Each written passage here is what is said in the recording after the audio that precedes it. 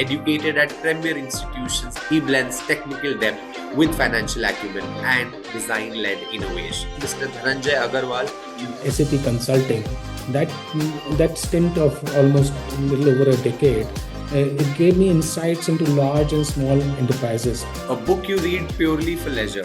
Good to Great by Jim Collins. You're closely associated with Directors Institute. We would love to know what inspired you to join. I was advising, wanted to expand aggressively into a new market with a new product line. The conversation was all about growth, ambition, but I noticed something missing.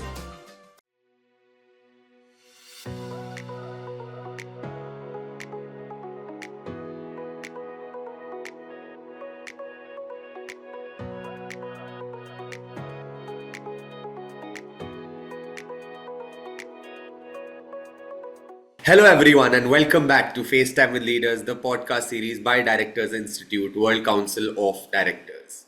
I'm your host, Tanay All, and today we're joined by a distinguished leader whose career spans over 3 decades across real estate, hospitality, technology, and international ventures. Based in New Delhi, with deep professional roots in Spain, Germany, Austria, the Netherlands, Portugal, and Australia, he brings a truly global lens to governance and strategy. Our guest, Mr. Dhananjai Agarwal, is recognized for his expertise in NRI real estate management, taxation and legal compliance, dispute resolution and asset protection, and for steering complex business transformations as an entrepreneur, advisor, and board director. Educated at premier institutions like IIT Delhi, FMS, XLRI, Wharton, and Stanford GSB, he blends technical depth with financial acumen and design led innovation. Mr. Agarwal, welcome to FaceTime with Leaders. It is truly a privilege having you with us today. Thank you, Tanay, for the warm welcome. I've been fortunate to work across diverse industries and geographies, but my journey really began with my father's craft and jewelry business, which took me to Europe in my early years. That experience gave me a strong foundation, and over time, I traveled widely, worked in many countries, learning to adapt to different cultures and ways of doing business. Those experiences continue to shape how I approach every opportunity today. Yeah, that's lovely.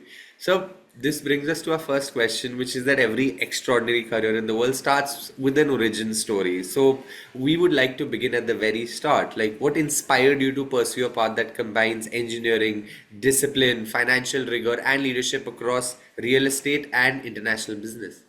See, Tane, as a as a young child, I always had a flair for maths and sciences, which led me into IIT Delhi and gave me a strong foundation and in discipline and structure. After that, I joined my father's business of jewelry, and where my first overseas assignment took me to Spain. And at the time, it was way back in early 90s, I would say late 80s and early 90s. I did a quick crash course in Spanish, and that not only helped me in my business, but also in blending with the culture. I repeated the same in Germany with some German, and that ability to adapt became a big strength in my journey. My father, who had grown from his humble beginnings into a successful businessman, has been my lifelong inspiration. Over time, my passion for technology took shape when I acquired a small IT consulting firm, built it into a successful SAP ERP practice across India, Middle East, and East Africa. My African experience my African experience also led me into healthcare, setting up a medical tourism venture with an airline partner, and even heading an air ambulance service during the toughest days of COVID 19. In short, my journey spanned industries, geographies, marked by fast failures, richer successes, and invaluable lessons. Yeah, that's indeed a great story. Sir, you're widely regarded as a trusted advisor to NRI families navigating property, taxes, and succession across jurisdictions. How did you design an approach that balances legal rigor with the human dynamics of legacy and trust? See, the APIs really sound very unusual, but I once used ERP consulting mindset to resolve very complex NRI family dispute over large assets. The situation reminded me of a mid-sized enterprise many departments working in silos, little coordination, and a lot of noise. So I applied what I knew from ERP, capture data at source, work with one version of truth, and cut miscommunication. See, instead of just financial numbers, I treated emotions, past hurt, and family values as data points because they matter as much. Then, yeah, I just like in a ERP rollout, I integrated everyone's input, ensured no decision moved forward without a sign off from each member. Slowly, what looked like a chaos started moving in a rhythm. The conflict turned into alignment. In the end, everyone like a winner. And I realized just as ERP aligns enterprises, the same principles can align people and even heal relationship. That is what, you know. Yeah, that's a brilliant parallel to draw, and I think a life draws parallel from work and vice versa, and that's something we learn as we go on. Yeah. Sir, you have set up and governed business units in Europe while being based in India. Could you walk us through one instance where cross border execution demanded both strategic foresight and cultural sensitivity? See, I would like to take an example from my ERP consulting business in East Africa. One of my most defining consulting moments happened in Dar es Salaam in Tanzania. I was pitching an IT solution to a massive conglomerate spread over half a dozen East African nations. They were selling from as little as top-up cards for mobile phones to earth-moving equipment. The group was managed by Ernst and Young, and we were competing with two formidable firms, one from UK and another from Mauritius. The CMD, a sharp Gujarat businessman born and brought in Africa, was visibly impressed with their polished pitches. I knew merit alone won't tip the scale. They were very strong, if not stronger. So I shifted my game. Instead of talking about technology, I spoke about human element, the real reason projects succeed or fail. I shared how in India and even in Middle East, we never began with systems. We began with people. We ensure every client team buys in, and only then we capture data at the source, cutting out noise, errors, and miscommunication. That single shift from software to people turned the tables. A deal that felt lost suddenly came to us, and like you can say, technology delivers results, but people deliver success. Very well said, sir. Sir, you led technology enabled transformations as managing director at ITSL Limited. What steps ensure a digital roadmap translates into tangible business results? See, ITSL Limited, where we did SAP consulting, that stint of almost a little over a decade, it gave me insights into large and small enterprises, how the businesses are done. And somewhere, it was very strange and funny that you come into a business and you provide them a consulting without knowing their business at all. It's just like you a guru coming to help them to do their business better without knowing what they're doing, right? So it used to be a very tricky kind of a solution. And I'll take an example from a very, very large and a very complex industry. Imagine in an industry where a single wrong drop of chemical can turn success into failure, a disaster. That was the world of essences and perfumes, a highly complex with secret formulation traditionally locked into individual enterprise, which made the business extremely vulnerable to human error and costly losses. Our challenge was to capture these sensitive recipes and processes into a ERP system securely, while also shifting the mindset from person-dependent operations to a system-driven discipline. With SAP ERP, we enabled recipe management. We put the recipes into the system with strong access control to protect the IP of the organization. And then we integrated production planning and quality checks. We could provide accurate inventory and batch tracking for their formulations. And the outcome was transformative. Human error losses were eliminated, efficiency and transparency improved, compliances strengthened, the company safeguarded its invaluable know-how and also while achieving significant cost savings. So in short, ERP didn't just digitize the processes, it turned fragile, person-dependent expertise into a reliable, scalable system. That is what. That is a big achievement. Yeah. Okay, sir. Now time for our very own rapid fire round.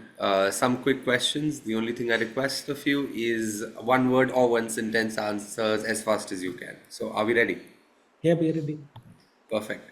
Chai or coffee? Which one would you start your day with? Coffee. Lovely. A film you can rewatch endlessly. Three Idiots. Your favorite destination to truly switch off. A beach resort. One hobby you enjoy outside work. Going for my morning run, a ritual which is a total bliss for me. Okay. A book you read purely for leisure, or read rather purely for leisure. Good to Great by Jim Collins. Okay. If you could instantly learn a new language, which one would it be? French. Oh, classic. A song or genre that always lifts your mood. See, the title song of Bhool Bhulaiya, if you know, and even any new release by Rahman, Okay. One food you can never say a no to. Italian. Three words that describe you.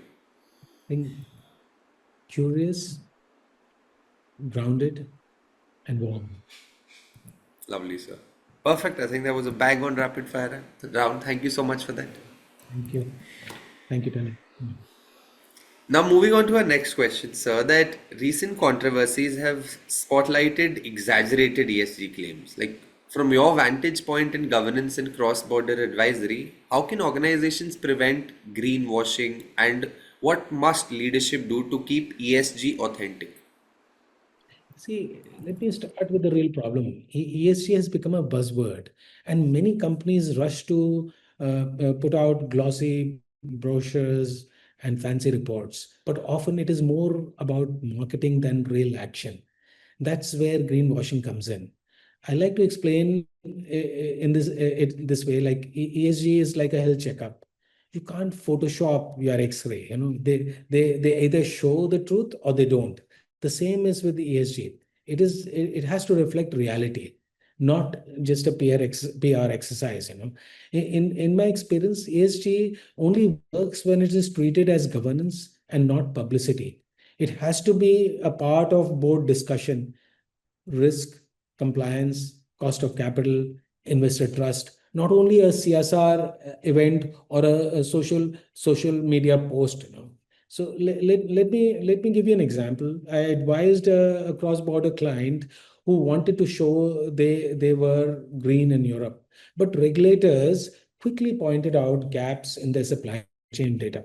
That was the low point. The turning point came when leadership realized that they couldn't talk their way out. They had to build systems, audit suppliers, track data properly. And the result, you can imagine, not only did they pass the compliance, but they also found efficiency savings. What started as a reputational problem became a real business win.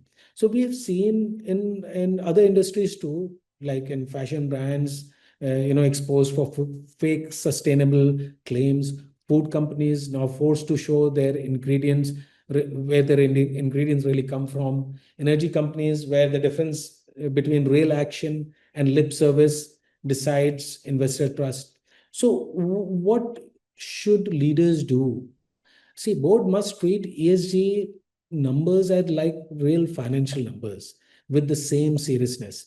And CEOs must have the courage to say that is what we have achieved and this is what we are still working on.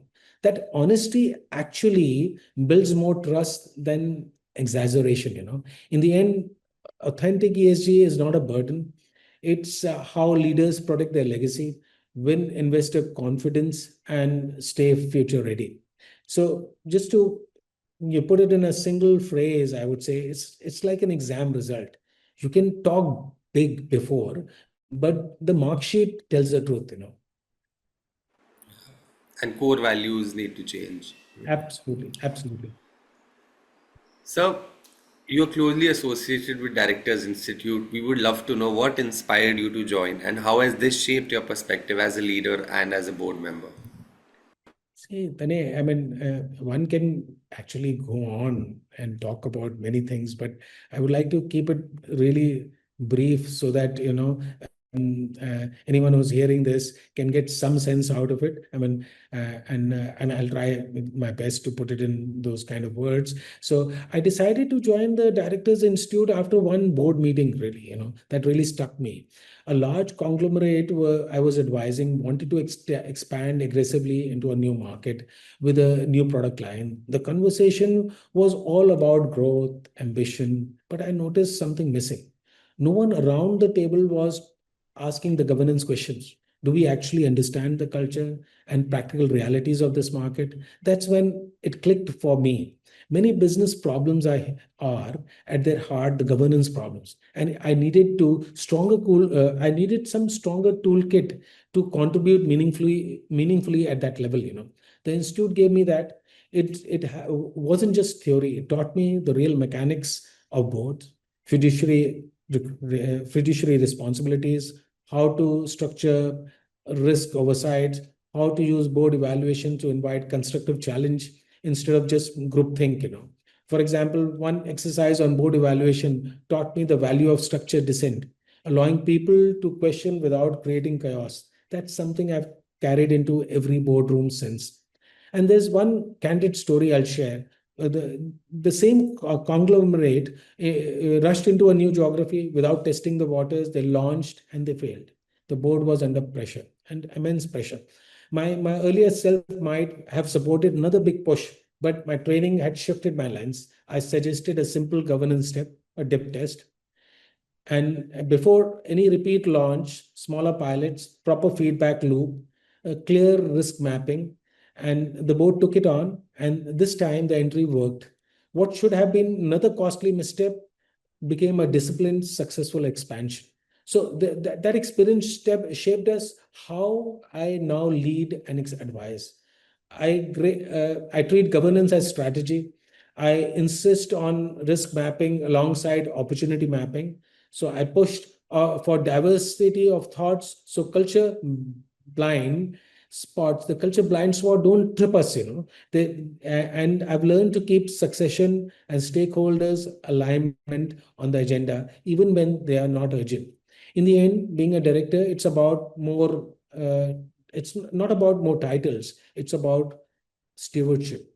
Boards either amplify good strategy or they throttle it. The institute taught me how to help boards amplify. And that is how I try to serve today, by keeping the light steady like a lighthouse keeper. So just to put it in one sentence, I would say you don't steer the ship, but you make sure it never sails blind. That is my answer for the mission. Yeah, lovely, sir. I think that's a perfect ending to our podcast today. Thank you so much for joining us and sharing a career defined by global judgment, ethical governance, and real world outcomes, from NRI advisory and dispute resolution to technology led transformation and venture building. Thank you so much, sir. It's been an honor. Thank, thank you, Danny. Well, thank you for your time and beautiful questions you put to us. Thank you so much. Thank you. Most welcome, sir. To Yeah. our listeners, may today's conversation encourage you to treat leadership as stewardship, balancing value creation with trust, transparency, and long term resilience. This is FaceTime with Leaders, powered by Directors Institute, World Council of Directors. I am Tanayol. Until next time, keep learning, keep building, lead with integrity, and of course, have fun in your journey. Thank you so much.